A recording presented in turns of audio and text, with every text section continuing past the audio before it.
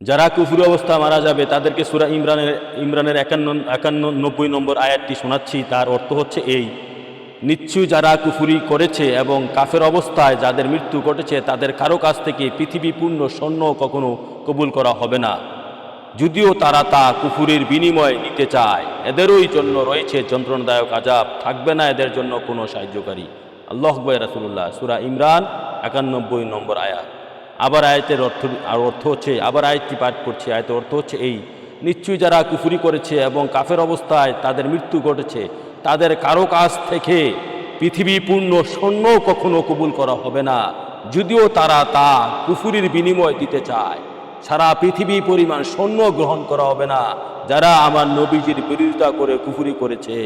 এদেরই জন্য রয়েছে যন্ত্রণাদায়ক আযাব, থাকবে না এদের জন্য কোনো সাহায্যকারী। আল ইমরান 91 আয়াত।